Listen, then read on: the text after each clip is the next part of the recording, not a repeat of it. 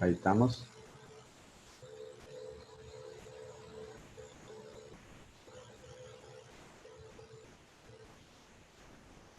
Muy bien, ahora sí. Muchas gracias. ¿Se escucha bien? Sí, doctor, así es. Muy bien. Gracias a la Universidad César Vallejo y a la Sociedad Científica de Estudiantes de Medicina por esta invitación. Este, Estoy muy agradecido por esto porque hay una importante necesidad de compartir las experiencias que se han vivido en otras regiones, especialmente en Loreto, que es, como yo digo, el Wuhan. Así como China tiene su Wuhan, el Perú tiene Loreto, y esa es una de las primeras regiones o la primera región que pasó una pandemia al galope con lo que iba sucediendo en el mundo, con la información que iba saliendo. Entonces hay muchas lecciones que aprender, y lo más preocupante es que todavía se siguen cometiendo los mismos errores, las mismas equivocaciones, y no es nuestra responsabilidad de nosotros compartir. Por eso es que estoy muy agradecido por esta invitación. Bueno, mi nombre es Juan Carlos Celis Salinas, yo soy médico especialista en enfermedades infecciosas y tropicales, infectólogo, y ahora soy jefe del Departamento de Infectología del Hospital Regional de Loreto. Si bien es cierto, la epidemia todavía no ha terminado aquí, tenemos muy pocos casos, ya pasamos, digamos, lo peor. Como yo digo, Loreto está más o menos a 2 meses, por lo menos, de las otras regiones del Perú que todavía están en meseta o ya están en descenso. Nosotros ya tenemos más o menos casi 2 meses ya de una parte baja de la epidemia, y nos permite ya compartir algunas experiencias. Vamos a empezar diciendo más o menos de lo que vamos a tratar. Voy a compartirles un poco sobre los primeros casos, qué es lo que les pasa a todos, ¿no? La esperanza que tuvimos en la plausibilidad biológica, esta serie de medicamentos que se usaron en base a principios in vitro o en animales. De ahí se dedujo que había un efecto en humanos y lo usamos con mucha esperanza. Vamos a hablar sobre esa fase, que hay unas regiones que todavía están como repitiendo esta fase.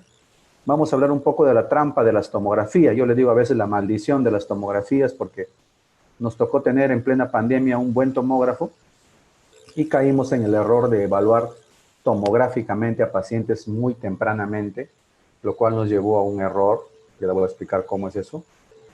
Vamos a hablar un poco de esto, justamente de este error de uso de lo que llamamos antivirales, ¿no? Con la esperanza de que tengan un efecto en la primera fase, como hidroxicloroquina, cloroquina, citromicina, ahora ivermectina, etcétera. Y lo peor de todo, usar corticoides a veces en la primera fase.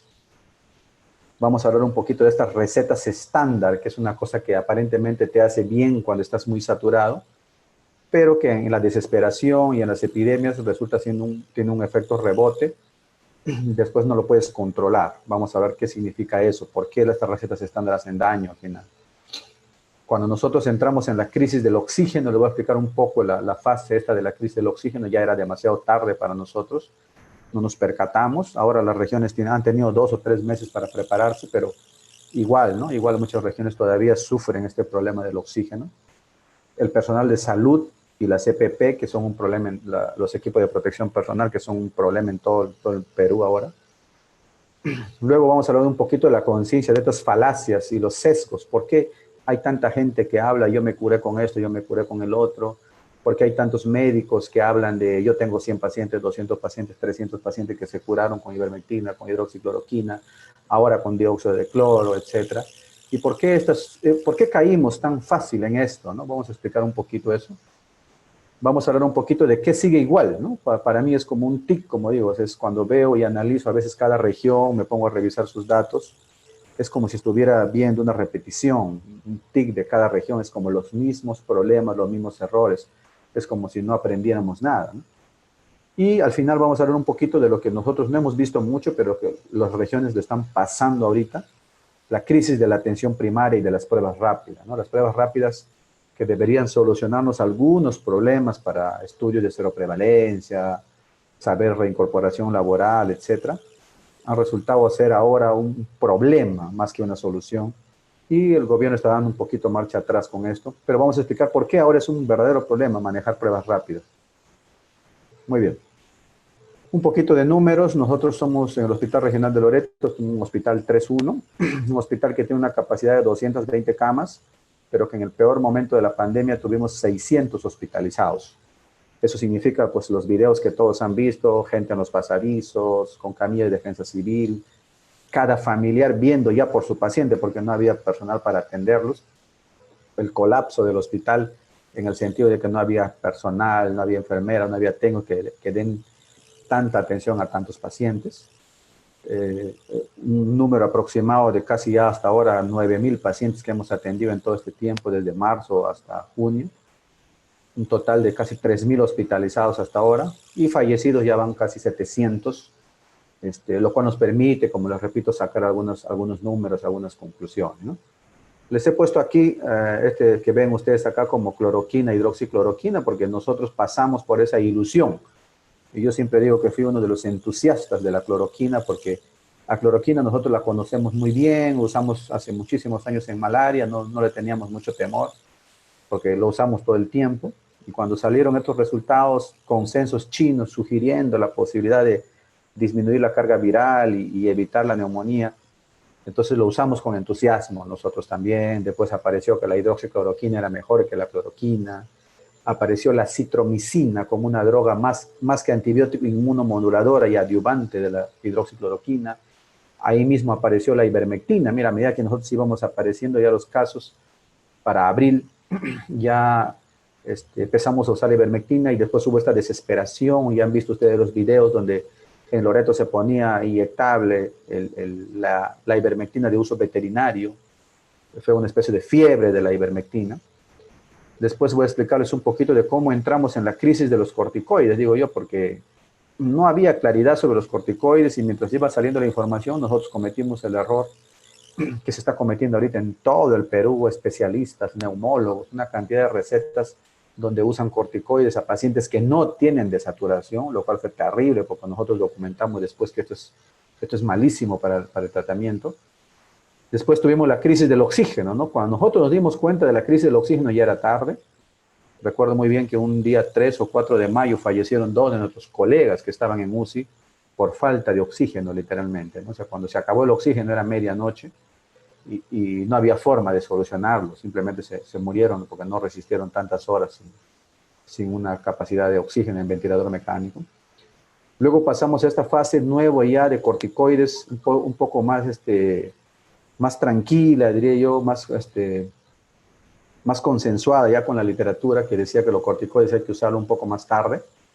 Y les he puesto a propósito ahí paracetamol, porque ahora nosotros, en el Hospital Regional de Loreto al menos, ya desistimos de toda esta serie de medicamentos y estamos en esa fase donde en primera fase, como ya lo ha sacado la OPS, la OMS hace poco, los españoles también, ya no usamos más drogas. No, se acabó esa fase de esperanza, de ilusión que teníamos en estas drogas en la primera fase, y ahora estamos en un contexto de que en primera fase solamente paracetamol, ya les voy a explicar cómo es eso, y eso les voy a ir narrando poco a poco en este contexto, que fue lo que nosotros vivimos en ese momento, ¿no?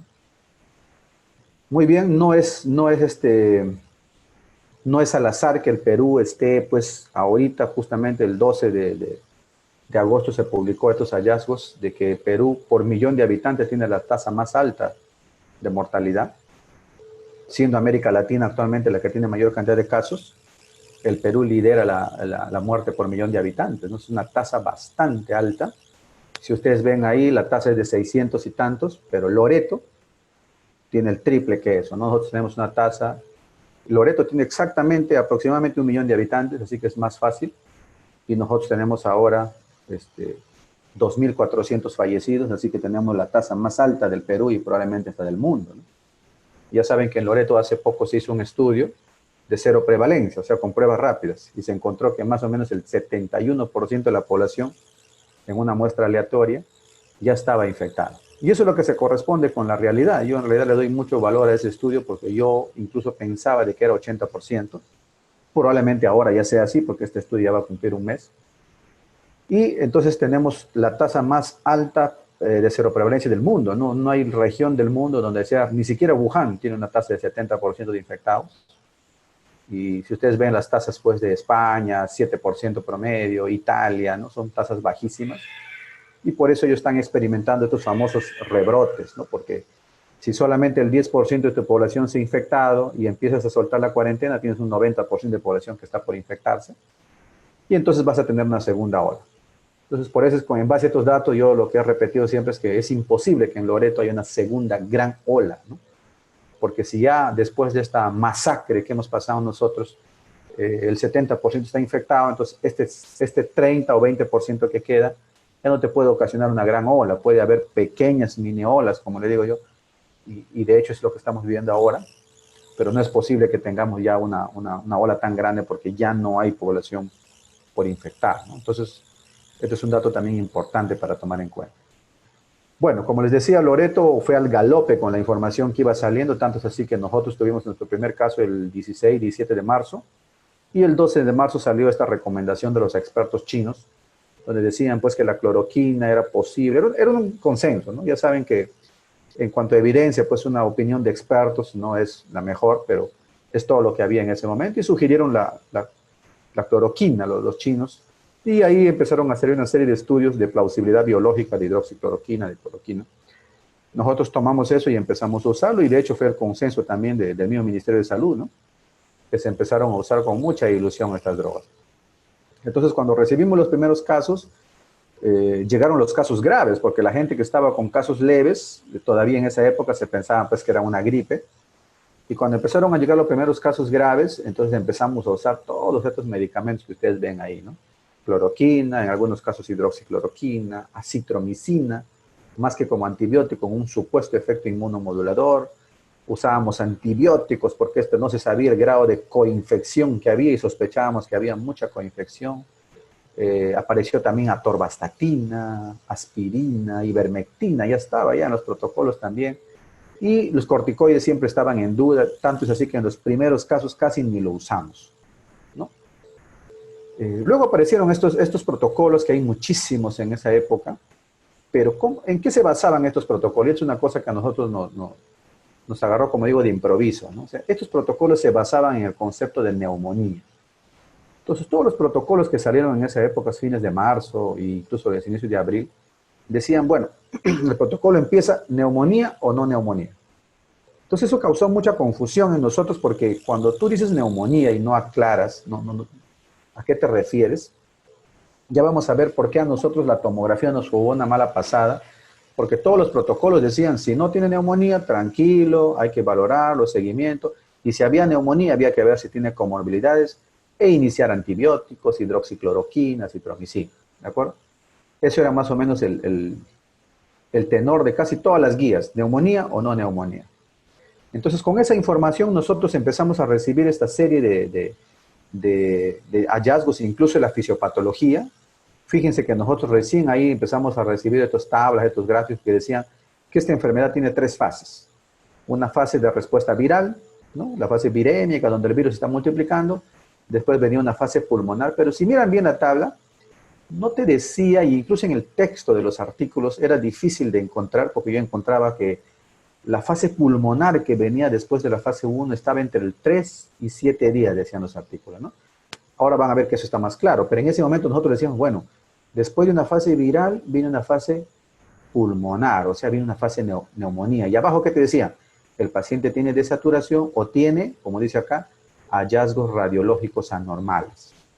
¿Qué significa? Que pues si tú le tomas una tomografía, decíamos nosotros a ese paciente, y le sale una neumonía, entonces es una fase 2, entonces nos empezamos a preocupar, o creíamos que este paciente pueda pasar ya a la que todos nos daba miedo, que era la fase hiperinflamatoria, ¿no? Entonces estos datos salían al galope. Y entonces nosotros cuando empezábamos a tomar una tomografía, empezamos a ver estas imágenes que ustedes ven ahí, que seguramente van a ver ahora mucho. Entonces imagínense que a un familiar suyo le dicen, doctor, está con fiebre 5 días y le tomo una tomografía y ya ha salido esto. Y el informe dice, imágenes en vídeos deslustrados, subpleurales, posteriores, compatibles con neumonía tipo COVID leve, ¿no? O te dicen un porcentaje de 10%. Entonces, cuando a ti te informan neumonía, imagínate que tú tienes a tu mamá, a un familiar, y le dicen, pues tiene neumonía, ¿no? Entonces, ¿tú qué harías? Pues más o menos eso es lo que nosotros hicimos, o sea, nos desesperamos. O sea, cuando alguien te dice neumonía, y no creo que nadie que le digan tienes una neumonía en la parte posterior de tus pulmones, como se ve en la imagen, pues se quede tranquilo, ¿no? Entonces nosotros empezamos a ver esto y dijimos, cuidado, esto podría ser el inicio o la fase pulmonar que tanto le tememos o estar cerca ya a la fase hiperinflamatoria.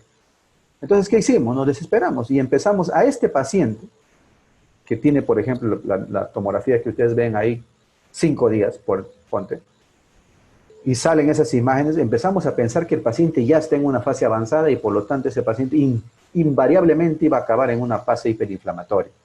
Así que le empezamos a tratar con todo lo que nos decía la literatura, hidroxicloroquina, en nuestro caso cloroquina, acitromicina, también apareció ahí lopinavir, ritonavir, ya saben, ivermectina, atorvastatina, y empezamos a usar con desesperación, con la esperanza de que estos pacientes pues no vayan hacia allá.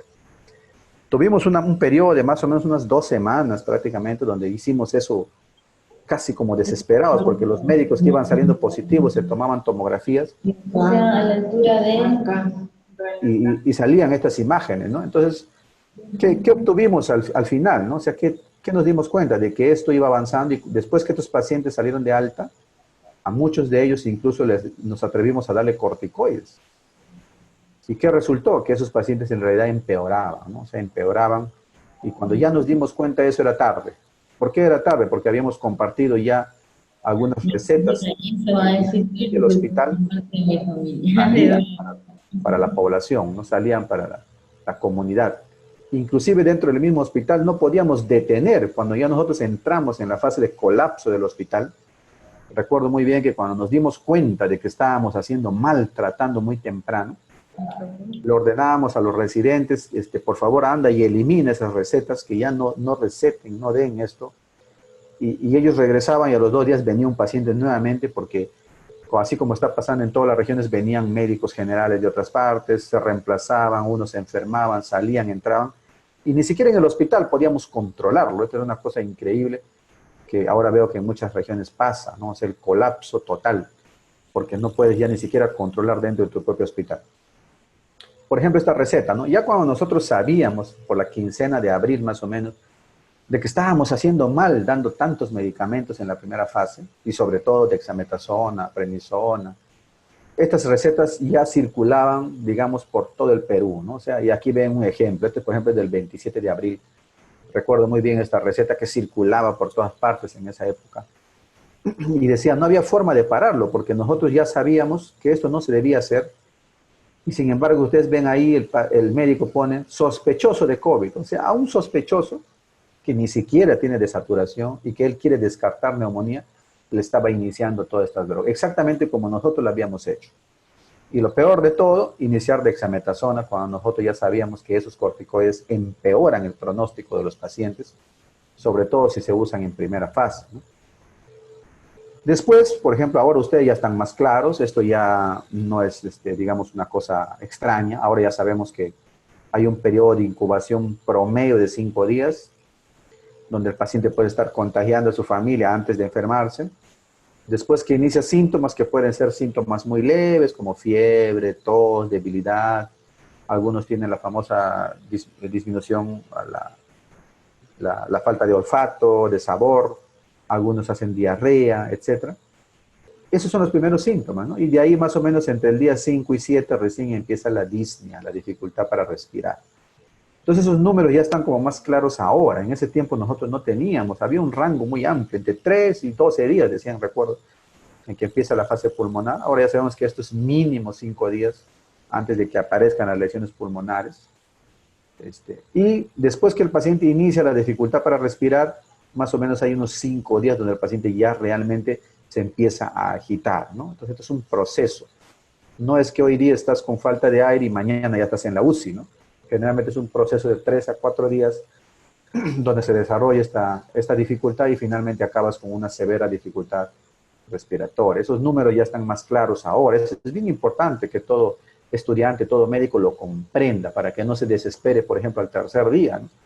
Es increíble que ahora todavía haya médicos que al tercer día que el paciente le dice me duele la espalda, doctor, hace 3 días que estoy con fiebre, malestar, ya le estén queriendo medicar cuando ese paciente está todavía en la fase febril y todavía le agregan pues todo, ceftriaxona, dexametasona, citromicina, hidroxicloroquina a un paciente que está en el tercer día, ¿no? O sea, es como quien decir que no se ha aprendido nada de lo que nosotros en Iquitos pasamos. Bueno, entonces ahora ya está la cosa más clara. Nosotros tenemos una fase inicial que se llama respuesta viral, donde el virus se está multiplicando. Eso hay que explicarle al paciente. Increíblemente, ahora que uso bastante este gráfico, incluso con mis pacientes, el paciente cuando entiende esto dice, doctor, entonces yo estoy en la fase 1, ¿no? Y eso es un símil que nosotros hacemos con el dengue. Por ejemplo, nosotros, no sé si ustedes en La Libertad, en Trujillo, usan o han tenido brotes de dengue, creo que sí. Y ahí nosotros no nos desesperamos, ¿no? Todo el que ha manejado dengue, por ejemplo, no está desesperado por darle un medicamento al dengue en los primeros 3 días. Le decimos al paciente, el dengue es una enfermedad que tiene 3 fases, tiene una fase febril, una fase de extravasación sanguínea o fase crítica, de extravasación plasmática, y tenemos una fase de convalescencia. Y nunca le estamos diciendo al paciente, tómate esto en la primera fase. Le decimos con sinceridad, ¿sabe qué, señora? En los primeros 3 días no va a tomar usted nada, va a tomar solamente su paracetamol, va a hidratarse bien, y a partir del tercer día vamos a vigilar signos de alarma. ¿De acuerdo? Eso es lo que hacemos en dengue. Sin embargo, en coronavirus lo que hemos querido hacer es impedir que el paciente vaya a la segunda fase o fase pulmonar, y todo ese esfuerzo ha sido en vano porque no funciona, ¿no? Entonces ahora al paciente hay que explicarle bien, ¿no? O sea, hay que decirle. Y esto es lo más importante, creo yo, cuando se trata de explicar. O sea, al paciente hay que decirle, de cada 10 pacientes que ingresan a la fase febril, o sea, hacen malestar de cuerpo, dolor de cabeza, como una gripe, como decimos nosotros, 8 o 9 de esos pacientes se van a curar y ahí va a terminar para ellos la enfermedad. Y van a pasar de frente a la fase de recuperación. Entonces el paciente tiene que entender rápido, y sobre todo los jóvenes, los menores de 60, que no tienen que desesperarse por tomar. Ahora hay demasiada desesperación y desinformación, de tal manera que médicos y pacientes se desesperan y empiezan a medicar a un paciente que está en la primera fase. ¿Qué están consiguiendo con eso? Y es una de las mayores lecciones que hay de Iquitos. Lo único que están consiguiendo es confundirle a su médico, tener efectos adversos que van a hacer que el médico y el paciente se desesperen y al final no saben qué están tratando o en qué fase ya están, ¿no? Entonces, si tú le explicas al paciente, hay una fase viral, hay una segunda fase pulmonar, y que no todos de esta fase viral van a pasar a neumonía o a fase hiperinflamatoria, lo vas a tranquilizar, lo van a entender mejor que eso no tiene necesariamente que ser manejado con gran cantidad de medicamentos como hicimos nosotros y como están haciendo muchas regiones, ¿no? Entonces, si tú le explicas que de cada 10 pacientes, 9 probablemente o 8 se van a curar en la fase 1, no va a pasar de una gripe, y sobre todo los que tienen menos factores de riesgo, como los menores de 60, etcétera, los que no son obesos, no son hipertensos, no son diabéticos, ¿no? Inclusive los que llegan a la fase pulmonar, no todos van a pasar a la fase hiperinflamatoria, ¿no? Esos pacientes que ya están graves en el hospital. Entonces, ¿quiénes son los que están causando esta desesperación de medicamentos? Justamente esos 8 o 9 que se deberían curar en su casa, están haciendo toda esta desesperación por tomar cloroquina, en su tiempo hidroxicloroquina, ahora con la fiebre de la ivermectina, y lo más reciente, el famoso dióxido de cloro, ¿no? O sea, gente que se puede curar absolutamente solamente con tomar paracetamol, está tomando una serie de cosas y como se curan, dicen, bueno, a mí me ha curado el dióxido de cloro, o me ha curado la ivermectina, o me ha curado la citromicina, etcétera, ¿no? O me ha curado el quión, o me ha curado el eucalipto, también dice mucha gente. Pero si nosotros explicamos bien estas fases, nos podemos no solamente entender entre los médicos, sino también hacerle comprender al paciente que no hay que desesperarse en este momento. Muy bien, uno de los protocolos que yo seguí mucho, recuerdo desde el comienzo, es el protocolo de la Universidad de Yale, que siempre me llamaba la atención porque ellos creo que tuvieron máximo una semana donde le pusieron esperanza a la hidroxicloroquina, y a las 2 semanas la retiraron. Y miren, el protocolo de ellos es bien simple, ¿no? Es un protocolo que ahora nosotros ya lo usamos, pero que en ese momento nos causaba, incluso decíamos, estos no, es como si no quisieran tratar, no quisieran hacer nada. Pero ellos han sido los más serios, porque ellos decían lo siguiente, ¿no? Un paciente que está confirmado tiene 2 opciones. Si el paciente no desatura menos de 94, ese paciente lo único que necesita es soporte, cuidados.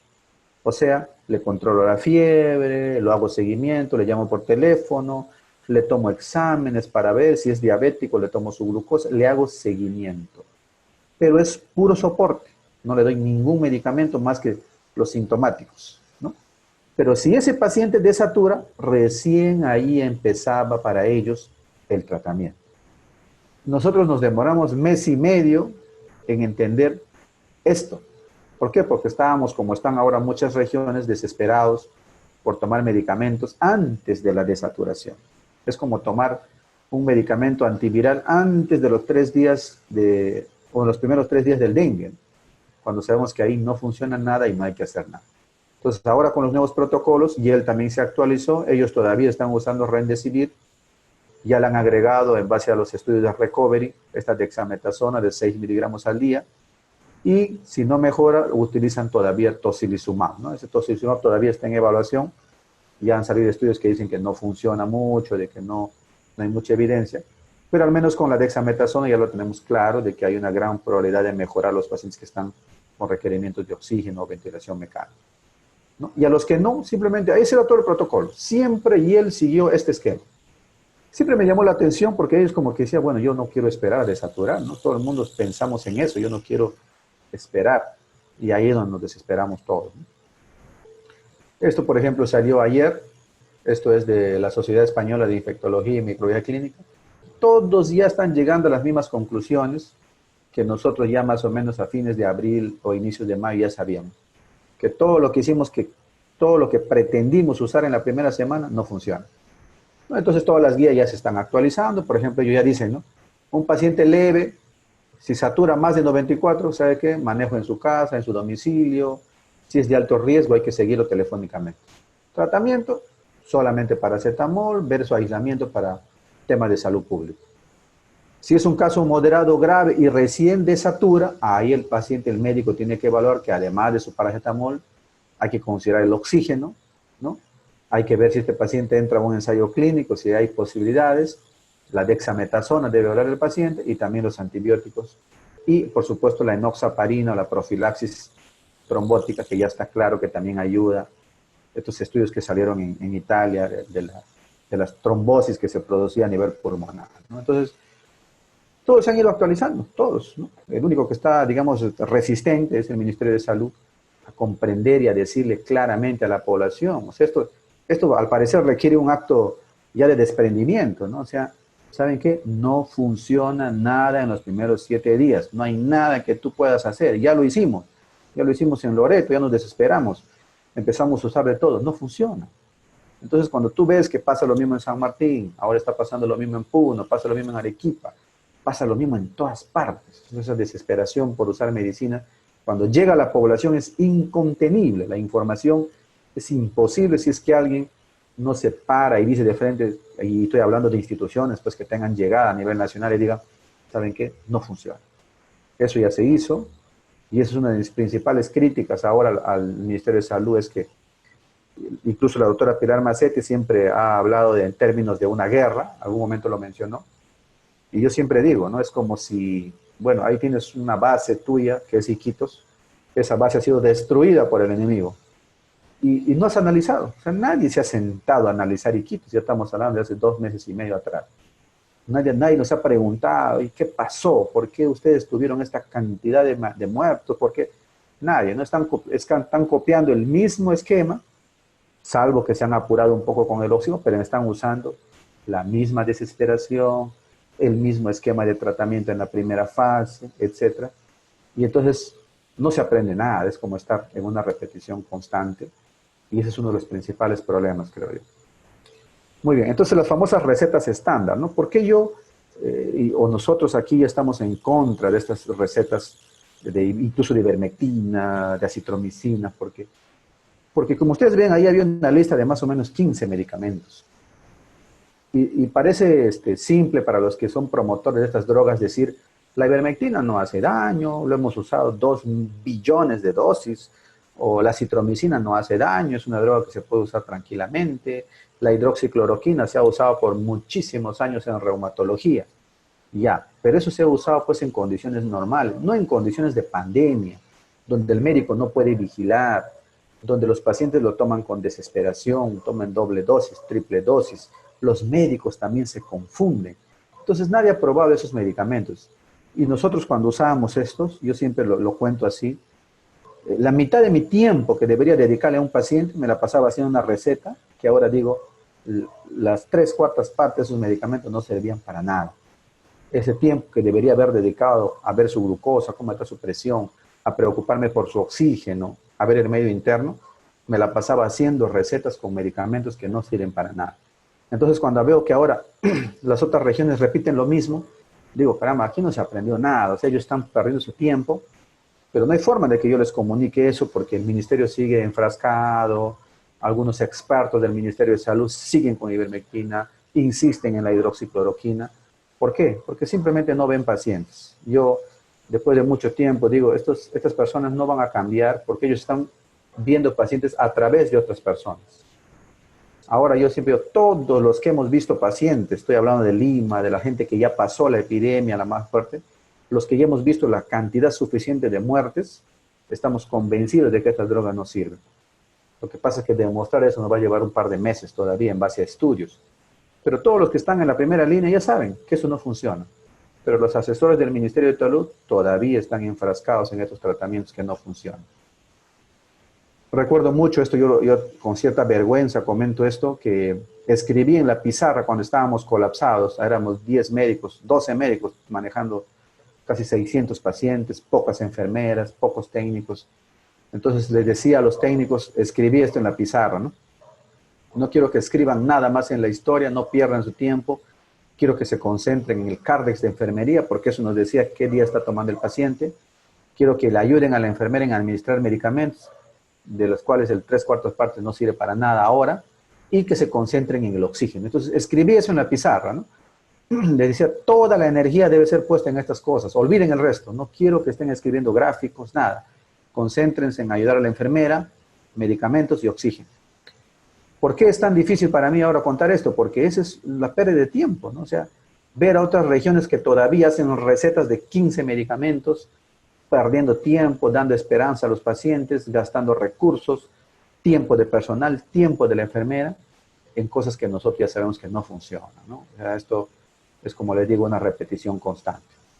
Luego aparecieron estas recetas, ustedes deben recordar estas famosas recetas de un doctor conocido que habla en Radio Exitosa, propagandeando, cuando nosotros ya sabíamos esto en abril, ¿no? Por eso digo, el ministerio no ha tomado nada de lo que aprendió Iquitos y todavía no aprende nada, ¿no? O sea, todavía sigue en ese plan.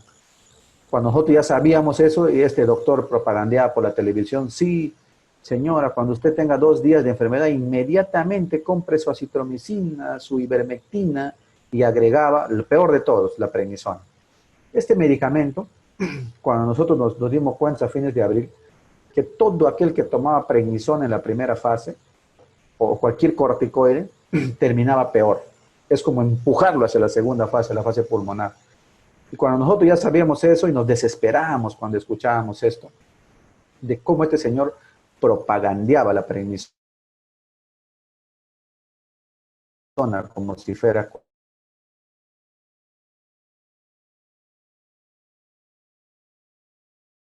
la gente los usaba con desesperación, ¿no? Por eso ahora yo digo que el mensaje tiene que ser más severo, más fuerte, y decir, los corticoides, señores, dexametasona, prednisona, si usted lo toma, no hay...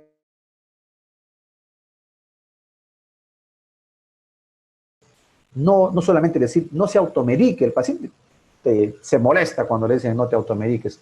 Tienes que decirle claramente, los medicamentos de la primera fase no funcionan y el peor de todos, el que te puede literalmente matar es tomar corticoides, dexametasona o prednisona en los primeros 7 días, que es lo peor que puedes hacer, y eso hay que decirlo claro a los pacientes. Lo que les decía, la maldición de las tomografías. No sé si recuerdan este famoso crucero que fue uno de los primeros estudios que se hicieron en febrero, cuando hubo el brote en este crucero Diamond Princess, que se detuvo en Japón. Muchos pacientes se sometieron a pruebas rápidas y se hicieron tomografías. Imagínense que el primer caso se detectó en enero, en febrero fue el brote dentro del crucero, y las primeras publicaciones salieron a inicios de abril, para que vean lo lento que se generan los datos, ¿no? Y después en el Lancet salió este estudio ya más consolidado en junio, y de un evento que había pasado en febrero, ¿no? Entonces, miren la enseñanza, por ejemplo, de ahí cuando nosotros leímos esto en abril, nos percatamos de lo siguiente, ¿no? Había un montón de asintomáticos a la que estos japoneses que hicieron este estudio, les tomaron tomografías. Es decir, gente joven, ¿no? Imagínense, 30 años que no tienen ningún síntoma, les hacían el PCR, el hisopado, la prueba molecular y salía positivo. O sea, era un asintomático. ¿Tiene algún síntoma, señor? No, no tengo nada, no me duele nada, pero salía positivo. Igualmente le hicieron ellos tomografía. ¿Y qué encontraron? Que muchos pacientes asintomáticos tenían lesiones pulmonares, como los que ustedes ven ahí. ¿Eso qué significa? Que si tú te basas tu diagnóstico, basas tu tratamiento en una tomografía, vas a caer en la sobremedicación. O sea, en otras palabras, estás tratando la tomografía. A un joven de 20 años le tomas una tomografía, de repente al sexto, séptimo día vas a encontrar lesiones como la ves ahí. ¿Y tú qué harías? Cualquiera, ¿no? Diría, uy, ahí hay una neumonía, doctor, hay un infiltrado en vidrio deslustrado, posterior, 10-20% del pulmón. Entonces todos entraron en desesperación y lo trataríamos. Bueno, eso hicimos nosotros en Iquitos. Muchos de estos pacientes que les enseñaban lesiones leves pulmonares les tratamos. A pesar que esos ahora ya sabemos que son neumonitis, que se van a curar solas. Es decir, un paciente que tiene una lesión pulmonar, si el paciente no desatura, tú no tienes por qué tratarlo, ni por qué desesperarte, porque esa lesión pulmonar puede resolverse sola, sin que tú hagas absolutamente nada. Entonces, esto de pedir tomografías es como yo decía, una maldición, porque nosotros le tomábamos tomografías, veíamos lesiones, le tratábamos. Cuando ahora ya sabemos que lesión pulmonares leves, como la que ustedes ven ahí, puede tener un paciente totalmente asintomático y no necesita tratamiento, ¿no? Entonces, mucho cuidado con empezar a tratar tomografías. Entonces, mucha gente se desespera. Por ejemplo, ahora veo muchos que dicen, doctor, me duele la espalda. Me voy a tomar, el mismo paciente dice ya, me voy a tomar una tomografía. Se toma la tomografía y obviamente el informe sale que tiene lesión pulmonar. ¿Y el médico qué hace? ¿Qué están haciendo los médicos ahorita? Inmediatamente le inicia su hidroxicloroquina, ivermectina, acitromicina, y lo peor de todos, inclusive neumólogos, ¿no? Dexametasona, sin que el paciente desature, solamente por el hecho de tener un informe tomográfico con una lesión pulmonar, que ahora ya sabemos que eso lo pueden presentar gente que no tiene absolutamente ningún problema con este coronavirus, simplemente se va a resolver solo. Entonces es un tema que tienen que tratarlo con mucho cuidado. Finalmente, ahora, ¿qué queda? ¿No? Las guías se han ido actualizando, entonces ahora nos dicen todos, bueno, corticoides solamente en el paciente que desatura. Es una cosa increíble, pero hay que aceptarlo, ¿no? O sea, el corticoide no es para usarlo cuando a usted le duele la espalda, señor. No es para usarlo cuando le duele el pecho. No es para usarlo porque usted está cansado. Es para usarlo cuando usted desatura, cuando tiene requerimientos de oxígeno. Cuando usted, si está a nivel del mar, está saturando 90%, entonces ahí es donde requiero, no antes. Doctor, pero me duele la espalda. Dolor de espalda no es criterio para usar corticoides, ni criterio para tomar tomografía, ¿no? El corticoide, en base al recovery, imagínense, el recovery necesitó 6,000 pacientes enrolados para poder sacar esa conclusión. No 200 ni 300 como hace la mayoría y dice, yo tengo 5 pacientes. Tengo 10 pacientes, tengo 50 pacientes, tengo 100 pacientes tratados con ivermectina. Hay tantos oligosintomáticos en esta enfermedad, 90%, que 300 es una burla para muchos investigadores, ¿no? Esta enfermedad ya se ha sacado los datos que tiene 90% de gente que se va a curar en su casa. Por lo menos requieren 1,500 pacientes sintomáticos para poder sacar una conclusión. Entonces, esos que están cayendo, ya vamos a ver en las falacias, es por eso, ¿no? Y ahora ya está clara la posición respecto a cuándo no usar corticoide. Entonces tiene que quedar claro también, yo no puedo, no debo usar corticoide en aquel paciente que no tiene requerimientos de oxígeno. Pero le duele la espalda, doctor, sí, pero está saturando 96%. Entonces le doy o no le doy, no le das, porque lo único que vas a conseguir con el corticoide es empeorar la neumonía cuando ese paciente no tiene. Entonces es cierto, es un concepto clave que hay que difundirlo, ¿no? El corticoide tiene su momento y su lugar, no antes, no después tampoco, porque es tarde. Tiene un momento en que puedes usarlo, ¿no? Tocilizumab, como digo, ya han salido algunos estudios que prácticamente lo están retirando, pero hay todavía estudios que están pendientes. Muy bien, entonces al final, ¿qué queda, no? Cuando el paciente pregunta ahora, el paciente siempre quiere respuestas contundentes, ¿no? Rápidas, precisas.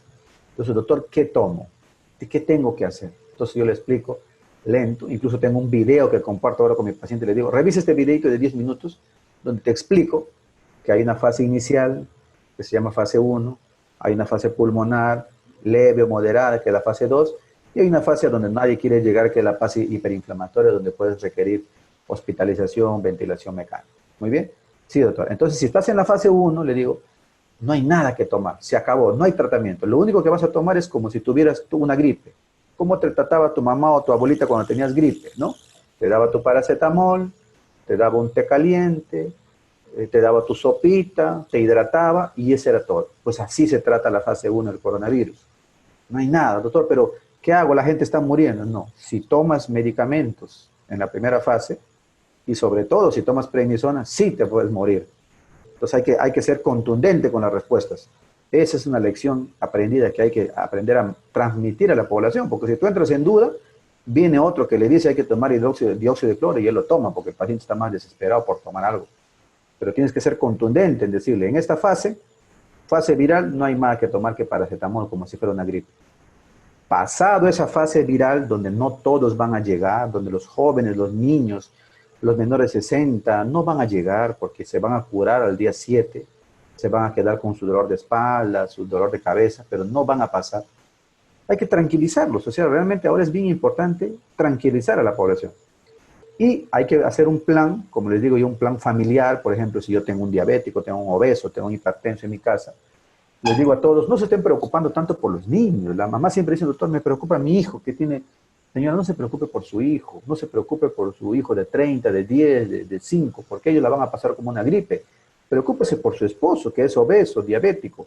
Preocupe por su mamá, que tiene 70 años y que también es hipertensa, porque ellos probablemente tienen el mayor chance, mayor riesgo de pasar a la fase pulmonar y de requerir oxígeno. Entonces, ¿cómo te preparas? Le digo yo. Muy bien, vamos a prepararnos ¿cómo? Haciendo un plan familiar para tener, por ejemplo, el elemento más costo efectivo hasta ahora, el pulsoxímetro. ¿Por qué? Porque hay mucha gente que les va a decir, doctor, siento que me aprieta el pecho, estoy asustada, cuando en realidad tiene una ansiedad. Le digo, colócate el saturómetro y dime cuánto está saturando, señora. ¿Cuánto está saturando tu mamá? Ah, doctor, está saturando 97. Bueno, el 97 es normal. Lo que está teniendo la señora puede ser una ansiedad, lo que usted quiera, pero no es de saturación. ¿De acuerdo? Me va a monitorear la saturación. Entonces, esta herramienta te permite hacer monitoreo telefónico. Y si la familia está preparada con un pulsoxímetro, ¿no? O explicarle la forma cómo debe monitorear la frecuencia respiratoria al menos, entonces esa familia va a estar preparada para saber cuándo hacer las cosas. Por eso es que este elemento se ha vuelto muy importante. Entonces yo le digo, recién en esa fase, cuando el paciente desature, por ejemplo, menos del 94% a nivel del mar, como dicen las guías, o en el caso de alturas de más de 3.000 metros, que puede variar entre 88 y 90, que es lo normal. Entonces recién ahí nos empezamos a preocupar y vamos a usar dos medicamentos que son claves en ese momento cuando el paciente está desaturado. Por ejemplo, le digo, ahí recién va a escuchar usted hablar de la enoxaparina, o sea, la profilaxis antitrombótica. Ahí recién ahí es el momento cuando el paciente está desaturando de hablar de la dexametasona. Recién ahí. Ese es el momento. Si usted se desespera por llevar la dexametasona antes, lo que va a hacer es empujar a su paciente a la fase pulmonar o hacia la fase hiperinflamatoria. Pero si lo usa cuando el paciente está desaturando, es el mejor momento donde usted puede salvar a su paciente. No hay más. De ahí el médico tiene que decidir si le agrega pronación, que le va muy bien a muchos pacientes, ¿no? Aumenta la frecuencia, y de hecho ya le he probado muchas veces. Le digo, satúrale cuando está pronado. Sí, doctor, ha subido 2%, 3% más. Saturaba 92 y ahora está en 96 pronado, echado boca abajo. Excelente, manténgalo ahí y avíseme. Hágale un hemograma, un PCR, una proteína C reactiva cuantitativa para saber si está queriendo entrar a la fase hiperinflamatoria. Hay que considerar ahí que hay un 3 a 5% de pacientes que van a tener neumonías sobreagregadas. Hay posibilidad de iniciar un antibiótico. Entonces, eso hay que explicarle al paciente para que no desespere en los primeros 7 días. Y después, si el paciente pasa la fase hiperinflamatoria, saturando menos de 80, pues ese paciente no debe estar en la casa y debe ser atendido en un hospital porque muy probablemente requiera una unidad de cuidados intensivos. Y hay que decirlo con sinceridad, los pacientes agradecen mucho cuando uno le dice, mira, En las UCIs la mortalidad es de 60% para arriba. O sea, de 10 pacientes probablemente 8 o 7 van a fallecer en una UCI. Y hay que decirles que no se desesperen porque la sobremedicación está matando gente. Está matando gente. Hay protocolos de todo. Yo ahora tengo gente de Arequipa que, doctor, 3 días me han puesto dexametasona. ¿Por qué? No, eso me dijo un doctor, me dio una receta así fotocopiada, ¿no? O sea, esas recetas, que digo yo, recetas malditas, que lo que están haciendo es llevar medicamentos que deberían estar en la fase pulmonar avanzada, con desaturación, queriendo jalarlo. Eso ya lo hicimos nosotros. O sea, ya vimos que la gente se muere cuando tú haces eso. Cuando la gente sobremedica con hidroxicloroquina, citromicina, levofloxacina, etc., lo único que ocasiona es una gastritis con reflujo. Y cuando el paciente tiene dolor de pecho, tú no sabes si es por el reflujo, si es por coronavirus, te desesperas tú, se desespera el paciente y entra en un círculo vicioso que al final lo único que hace es daño, ¿no? El mejor ejemplo para mí de esa desesperación es la hidroxicloroquina. Los médicos que han estado desesperados, nosotros a fines de abril ya sabíamos que la hidroxicloroquina ni la cloroquina funciona, pero en el Ministerio de Salud había unos expertos tercos con la hidroxicloroquina. ¿Y ahora qué resultó? Que la hidroxicloroquina en hospitalizados hace daño. Literalmente, ya no solamente no es un medicamento noble, sino que esos pacientes van peor que los que no toman. Entonces tengan mucho cuidado, ¿no? O sea, yo siempre decía, cuidado que pueden estar en el brazo equivocado. ¿Qué significa? Cuando haces un estudio tienes 2 brazos. El brazo que no usa o usa un tratamiento estándar y tu brazo de hidroxicloroquina. Y al final se demostró eso, ¿no? Que al final la hidroxicloroquina no solamente no funciona para parar nada, sino que hace daño. Y eso ya tenemos evidencia ahora. Entonces ese mismo error lo están cometiendo con la ivermectina. Gente que tiene 10 pacientes, 50 pacientes, 100 pacientes, 300 pacientes que le va bien, dice, con ivermectina. Yo le digo, ahórrate tiempo, pregúntale a 10 familiares de pacientes que han fallecido y los 10 te van a decir que han tomado ivermectina. Vete a San Martín, vete a Arequipa, ciudades totalmente ivermectinizadas. Si fuera cierto que la ivermectina hace algo, pues tendría una mortalidad reducida. Tienen la misma cantidad de muertes por millón de habitantes que nosotros teníamos hace 2 meses cuando estábamos en su lugar. Entonces, si ni siquiera eso se analiza, estamos perdidos, la gente entra en pánico, quiere tomar algo. Si no tenemos esa valentía de decir, ¿saben qué? No hay nada, señores, que tomar en la primera fase, es como el dengue, no hay nada que tomar, hay que concentrar la fuerza de los médicos, de la familia, de la comunidad, de los alcaldes, de los regidores, en preparar a los hospitales, los centros donde hay oxígeno, repartir pulsoxímetros para que la gente nos pueda decir qué es lo que tiene, para que no se desesperen, ¿no? Entonces, eso hasta ahora no se hace. Finalmente, como decía, ahora hay una ventana de tratamiento, ¿no? O sea, no puedes tratar antes, ni puedes tratar muy tarde. Tienes que tratar en esta especie de ventana donde el paciente está desaturando. Ahí es el momento de la dexametasona a dosis bajas, ahí es el momento de la enoxaparina o heparina, ahí es el momento del oxígeno, la pronación o incluso de estos aparatos de ventilación no invasiva. Ahí es el momento de valorar el uso de antibióticos o corregir alteraciones del medio interno. Ese es el momento. Si no damos esos pasos rápido, lo único que estamos haciendo es igual que los pacientes. Nosotros estamos igual que los pacientes, desesperados por tratar una enfermedad en un momento que no corresponde. La OPS finalmente, miren, ni siquiera para que vean que esto no es una cosa que a mí se me ocurre, ¿no? Recién el 24 de julio, hace un par de días nomás, la OPS acaba de actualizar su guía y ya dice lo mismo, ¿no? ¿Saben qué? Los primeros 7 días antes que el paciente desature, lo mismo que decía Yel hace ya 2 o 3 meses atrás, no hay nada que usar, solamente paracetamol, vigilar al paciente, hacerle seguimiento telefónico. Y recién cuando desatura, menos del 94% a nivel del mar, hay que considerar el uso de dexametasona, que ya está probado que puede disminuir la mortalidad. Nada más, y ahí vienen las otras consideraciones de oxígeno, ventilación no invasiva, profilaxis antitrombótica con enoxaparina. Recién, ¿no? O sea, imagínense, después de haber pasado toda la catástrofe. Finalmente, a modo de meme, ¿no? Así va quedando, ¿no? Así va quedando todo. Sepultado ya la cloroquina, la torvastatina, la opinavir, ritonavir, la hidroxicloroquina, la ivermectina ahogándose por falta de evidencia, y lo único que te está quedando es tu oxígeno, tu dexametasona en pacientes que desaturan, y la profilaxis antitrombótica. Entonces, mientras más te demores en llegar allá, es como estar pasando lo mismo que pasó Iquitos a inicios de abril, ¿no? O sea, no, sin ninguna posibilidad de poder hacer algo sin prepararte para la segunda fase. Muy bien. Entonces, yo a raíz de todo lo que vivimos aquí, también me empecé a investigar un poco por qué nosotros nos equivocamos tan fácil y empezamos a hablar, como seguramente muchos de ustedes o de sus colegas dicen, No, yo tengo 10 pacientes, doctor, que les he tratado con ivermectina, increíble, ¿ah? Todos bien. Es el mismo error que siempre hemos criticado de las familias, ¿no? Acuérdense cuando los familiares nos decían, doctor, nosotros nos hemos curado con malva, hemos tomado más, ya, le digo, bueno, nos reíamos porque decíamos, bueno, no sabe lo que está hablando, no es un efecto placebo. Bueno, para esta enfermedad es equivalente, tanto que hemos criticado a los pacientes, porque yo tengo pacientes que me dicen, doctor, mi familia se curó todo con quión, con cordoncillo, con eucalipto. Y hay médicos que dicen, no, yo tengo 100 pacientes tratados con hidroxicloroquina, tengo 40 pacientes tratados con ivermectina, todos vivos, todos bien, ¿no? Eso se llama esa falacia post hoc, ¿no? Como le das el tratamiento y salen vivos, entonces dices, entonces están vivos porque han recibido el tratamiento. Falso, están vivos porque están en el 90% de personas que no van a morir por esta enfermedad. O el argumento de la ivermectina, ¿no? Que tanto hablan los asesores del Ministerio de Salud, ¿no?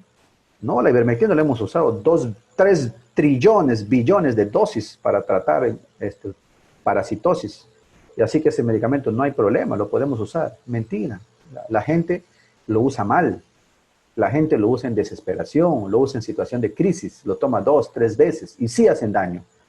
La gente dice, tú le dices toma 2 días, lo toma 5. Le pregunta a otro médico, sí, tómalo de nuevo. Y lo que tiene son efectos adversos por la ivermectina, temblores, visión borrosa, cefalea. Y el médico también se desespera. Sesgo de supervivencia, no sé si se acuerdan esta portada de Caretas, donde publica una familia que agradecía a la ivermectina por estar vivos, ¿no? Sesgo de supervivencia, agarras a los vivos, pero si Caretas hubiera agarrado a 10 familias de pacientes que han fallecido y le hubiera preguntado, señor, ¿qué tomó su familiar los primeros 7 días? Toditos tomaron ivermectina. Entonces hubiera sido el efecto contrario. La gente empezaría a decir, sí, la gente que toma ivermectina también muere. La gente que toma dióxido de cloro también muere, como están muriendo en Arequipa, como están muriendo en Bolivia. Entonces, si estás cayendo en esos sesgos, estás repitiendo los mismos errores que nosotros, ¿no? Y son errores bien conocidos.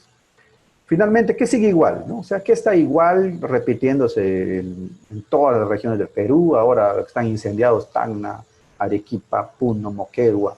Lo mismo, es como estar viendo una repetición. Concentrados en medicamentos que no funcionan, cometiendo sesgos, los médicos diciendo, los directores regionales de salud diciendo, sí, a mí me fue bien con el dióxido de cloro, a mí me fue bien, ¿no? O sea, llevando eso a un sistema de salud pública.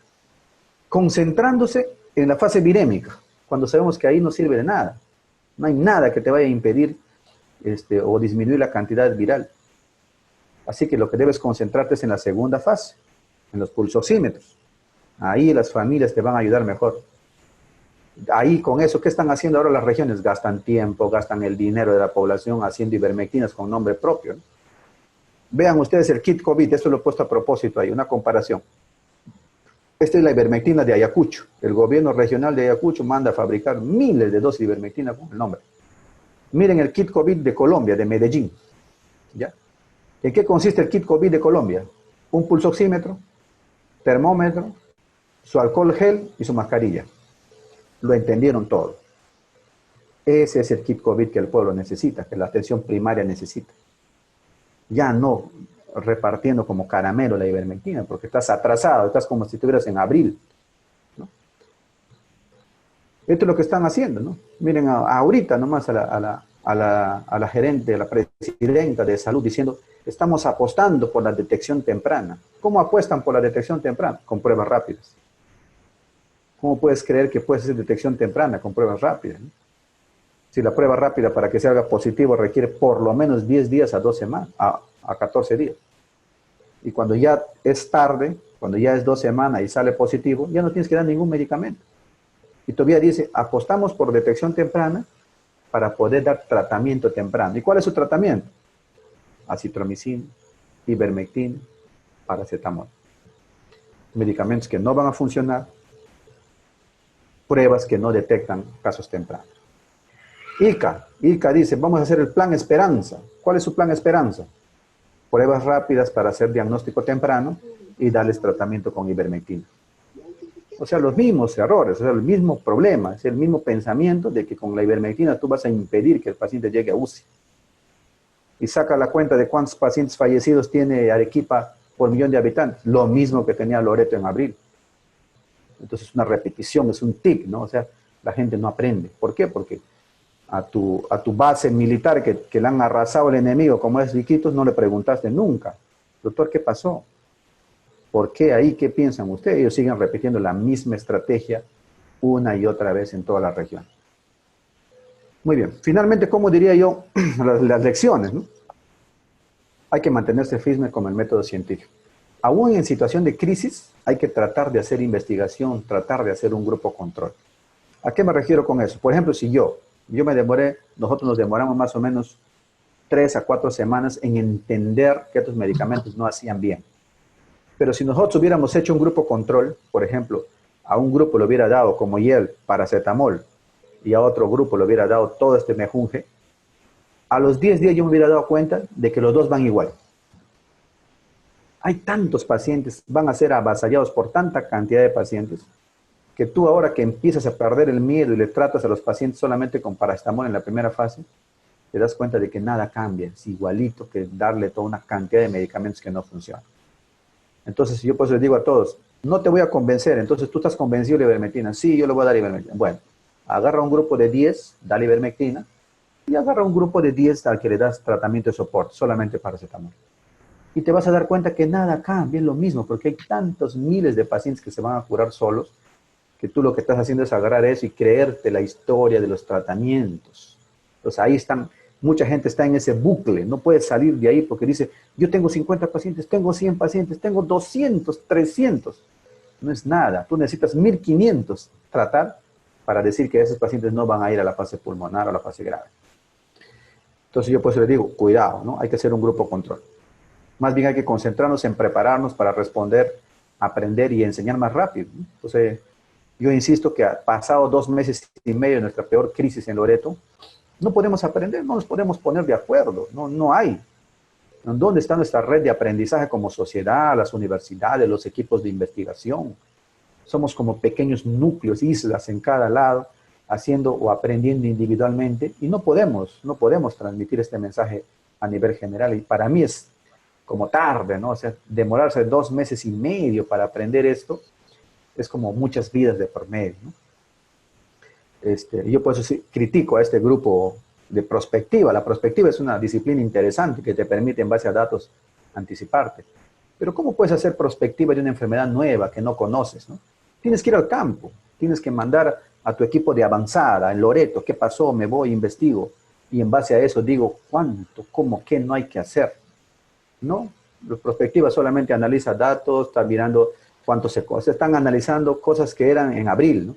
Dónde se contagia más, quién se contagia más, pero todo lo que hay en Loreto, todos los mensajes que hay, nada. O sea, ellos están haciendo prospectivas de una enfermedad que no conocen, porque no hacen campo, pues están solamente en la oficina. Entonces, sugerencias, ¿no? Sugerencias que para mí son urgentes. Bueno, eran urgentes hace 2 meses y medio, pero sigue siendo urgente. Hay que explicar a los pacientes que esta enfermedad tiene fases. Inténtenlo, les va a ir bien. Cuando tú al paciente le dices que estás en la fase 1, se queda tranquilo. Le explicas que hay una fase 2 pulmonar que vamos a tener cuidado, al que van a pasar la mayoría de 60 años, obesos, hipertensos, y hay una fase 3 peligrosa. Entonces, cuando lo llevas a la fase 1 y empezando y lo tranquilizas, va a dejar de automedicarse porque le vas a explicar bonito. Yo, por ejemplo, lo comparo mucho con el dengue, porque acá conocemos al dengue. Hay que contener la desesperación. Esta es una misión, yo digo, titánica, imposible casi en estos días donde las redes sociales hacen de todo en la información. Noticias falsas, la sobremedicación y sobre todo hay que decir a los pacientes directamente, no tome prednisona ni dexametasona en los primeros 7 días, señor. No lo tomen, le va a empeorar, le va a convertir en una neumonía grave, le va a empujar a su paciente a la segunda fase. Muchos médicos todavía siguen ese plan. Hay que decirles, hay que hacer un plan familiar, un plan de barrio, un plan de comunidad, de que hay que estar preparados para que si a alguien de mi grupo familiar le falta oxígeno, prepararme para el oxígeno. Tener un pulsoxímetro familiar a la mano, porque esto nos va a servir para no desesperarnos. Y finalmente, lo que ya sabemos, no hay futuro si no hacemos investigación, si no hacemos ciencia, ¿no? Muy bien. Esto era lo que les quería compartir. Si tienen preguntas, encantado de poder responderlas.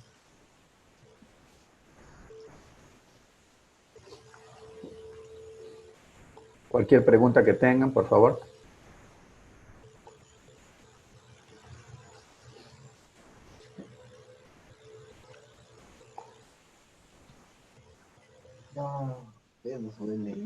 Muy bien, muchas gracias, doctor. Ahora vamos a proceder a leer algunas preguntas. Por favor, coloquen sus preguntas en el chat y vamos a ir leyendo para que el doctor pueda responder. Mamá 85 está sacando. ¿Cómo sabe? Yuriel. Sí, está con hipertensión. No contesta. Bien, ahora sí. Me llamó. A ver, tenemos una pregunta de la señora Marcela que dice, doctor, buenas noches. Tengo fiebre, mi hermano que presenta fiebre desde el miércoles de la semana pasada. Este miércoles se sacó la prueba de inmunoglobulina M y G. Negativo, le dijeron que es amigdalitis bacteriana y le aplicaron ampicilina, benzatínica y amoxicilina con ácido clavulánico por 3 días. Hoy llevé 3 días con las pastillas y aún persiste la fiebre de 38 grados. ¿Volveríamos a tomarle la prueba? Ya, buena pregunta. Esto es lo que yo llamo la crisis de la prueba rápida, ¿no? Una cosa que hay que explicarle rápida a las personas, a las familias, es que la prueba rápida no sirve si tú estás en fase aguda. No sirve antes de las 2 semanas. A pesar de que tú estés con coronavirus, te va a salir negativa la prueba rápida. Entonces yo al paciente le explico así, le digo, la prueba rápida es diferente de la molecular. La prueba rápida mide tus defensas contra el virus. Y tus defensas se van a demorar por lo menos 2 semanas en aparecer. Así que si tú tienes coronavirus 3 días, 5 días, 7 días, la prueba rápida tiene que salir negativa, porque esa prueba mide anticuerpos. Y los anticuerpos para formarse, tus defensas para formarse, necesitan un tiempo de por lo menos 10 días o 2 semanas. Entonces es correcto que salga negativo, pero ese paciente, si estamos en una ciudad donde hay coronavirus, es sospechoso de coronavirus. Sobre todo si está con fiebre persistente, dolor de garganta, malestar de cuerpo. Y entonces hay que advertirle de que eso puede ser coronavirus. ¿Tiene que desesperarse por una prueba molecular? Yo le digo no. Manejémoslo como coronavirus. ¿Qué significa? Que los primeros 7, 10 días no debe hacer nada más que tratar los síntomas. Si tú me dices que tiene un hemograma, si estoy dudando que puede no ser, le hago un hemograma mejor. Si el hemograma me sale una inflamación persistente, de repente, como dice la señora, es una faringitis bacteriana, entonces sí amerita, ¿no?, el antibiótico que ella le han recomendado. Pero no puede basar su análisis, no puede basar, ni siquiera el médico puede basar su enfermedad en la prueba rápida. Eso es un error que está sucediendo ahorita en todo el Perú. Médicos mandando a tomar prueba rápida a un paciente con 5 días, 7 días de enfermedad, cuando eso va a salir negativo de todas maneras. Entonces lo que tiene que hacer la señora es considerar la probabilidad de que sea coronavirus, analizar las fases de la enfermedad, ver la desaturación, y si no hay desaturación, tranquilo. Si le han dicho que es una faringitis, bueno, entonces en ese caso está bien que tome el antibiótico. Pero no puede decir que no es coronavirus porque la prueba rápida salió negativa. Porque inclusive algunos pacientes pueden demorar hasta 3 semanas en positivizar. Ojo, o sea, así cuando ella pregunta, entonces, ¿le hago otra prueba rápida? No. De repente vuelve a salir negativo y usted va a pensar que de repente no es coronavirus. Eso está mal. Mejor sería evaluarlo con la posibilidad de que sea coronavirus y hacerle un seguimiento para ver que no desature. Y si es una persona joven, casi seguro que le va a pasar como una gripe nada más. Muy bien. Ahora, Marcos Quillas nos pregunta, doctor, ¿existe un intervalo de dosis de corticoides usados en la primera fase que se relacionen con el empeoramiento del estado de salud del paciente? Excelente pregunta. He podido revisar 2 publicaciones que no son grandes, pero son como un cohortes nada más, observacionales, que ellos ponen el límite de 10 miligramos al día de prednisona, ¿no?, que tú lo puedes extrapolar a corticoides de diferentes tipos. Pero ellos dicen, los pacientes que tomaron 10 miligramos o más, definitivamente les fue mal. En mi experiencia, que no es igual a un estudio siquiera de este tipo, cualquier dosis bajita de corticoide, entre 10 o 20, ese paciente de todas maneras empeora su pronóstico. Pero si la pregunta, podría decir yo en base a estudios, es Menos de 10, por eso es que al paciente con problemas reumáticos se le dice visite a su médico para que trate de reducirle al mínimo la dosis. Porque hay pacientes con artritis reumatoide que reciben 7 miligramos, casi dosis fisiológica, ¿no? Entonces, eso es mejor a tomar dosis más altas a partir de 10. Entonces, para mí el límite sería 10 miligramos en base a los estudios que hay ahora, ¿no? Muy bien, doctor. Aquí hay otra pregunta de Yesenia Herrera que nos dice, doctor, ¿es recomendable el uso de enoxaparina en la fase pulmonar y es adecuado administrarlo en casa? Ya, buena pregunta también, ¿no?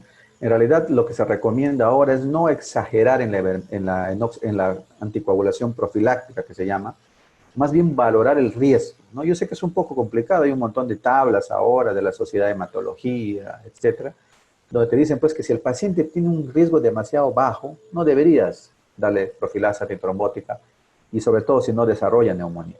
Pero vamos a suponer que desarrolla neumonía, y como siempre pasa en muchas partes del Perú, pues estás manejando un paciente, hasta en domicilio. Yo considero que si el paciente ya está en fase pulmonar, está agitado y tiene factores de riesgo, deberíamos indicar, inclusive en domicilio, ¿no? Yo tengo pacientes que tienen su enfermera y lo estamos poniendo, porque es un tema que tú no lo vas a poder controlar. Una vez que se desarrolle una trombosis o un problema de coagulación pulmonar, va a ser bien difícil que lo puedas controlar. Y la anticoagulación profilaxis, que está en todos los protocolos prácticamente del manejo de la neumonía COVID, ¿no? Muy bien, doctor. Aquí hay otra pregunta de Mijail Montesinos, que nos dice, doctor, ¿qué pasa si se toma ivermectina en una gripe común por sospecha de COVID? ¿Hay alguna secuela de eso? Yo lo resumo más o menos así, ¿no? O sea, en realidad si tú tomas la ivermectina a dosis normales, sin exagerar las dosis, una sola dosis como usamos en estrongiloides, no te va a pasar absolutamente nada, ¿no? Lo único que vas a hacer es matar tus estrongiloides o tus parásitos, pero contra el COVID no va a ser absolutamente nada. O sea, no, y yo siempre digo, no pongas tus esperanzas en esa droga. Si quieres tomarlo, quieres tener una ilusión con esa droga, bueno, tómalo. Te va a hacer bien para tus bichos, te va a hacer bien para tus estrongiloides, pero no pongas tu esperanza ahí. Prepárate para la segunda fase, sobre todo si tienes altos factores de riesgo.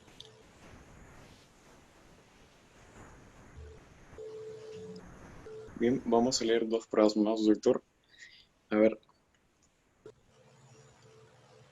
Jack Lyson nos dice, doctor, buenas noches. Si una persona adquiere el virus y es asintomático, después de 20 días, ¿puede seguir contagiando?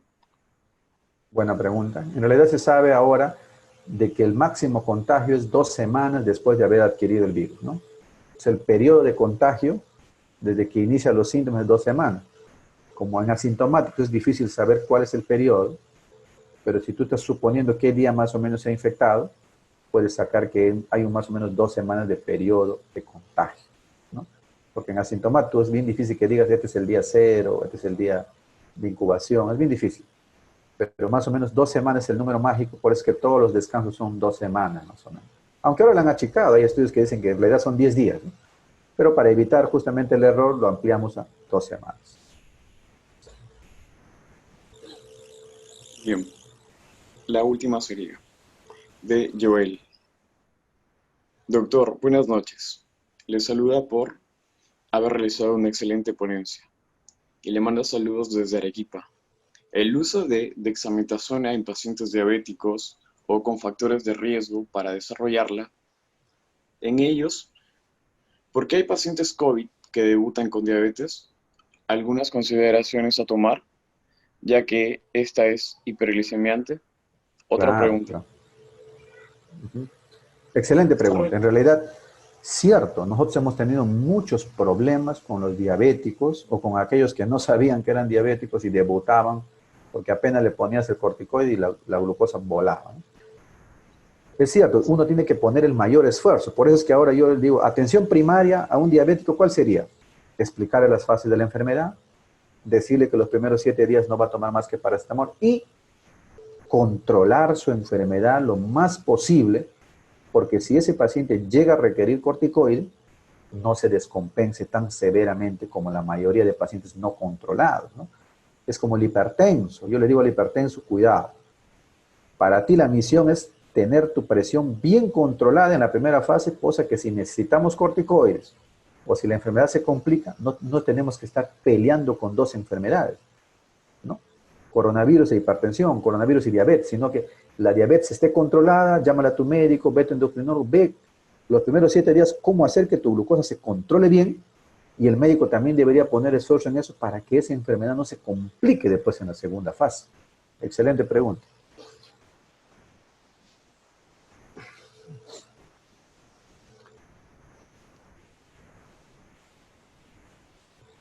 Muchas gracias, doctor Juan Carlos Solís. Se le agradece por parte de la Universidad César Vallejo y la Sociedad Científica de Estudiantes de Medicina, así como todos los jóvenes estudiantes de las diferentes sociedades y profesionales de la salud que han podido presenciar de su gran ponencia y explicación. Se le agradece bastante por esta ponencia. Y de igual modo, el Comité Permanente Académico de la Asociación le agradece infinitamente por brindarnos sus conocimientos. Y una vez más, se le agradece bastante. Muchísimas gracias por la invitación nuevamente a la Universidad César Vallejo y a los estudiantes de la sociedad por esto. Yo creo que están haciendo bastante en que todos nos comuniquemos y aprendan a escuchar varias versiones. Yo sé que hay muchos médicos que están todavía dando otros mensajes, pero si ustedes, como todas nosotros personas que somos inteligentes, podemos sacar conclusiones de acuerdo a lo que vamos viendo y escuchando, y por eso los felicito por esta iniciativa. Muchísimas gracias otra vez.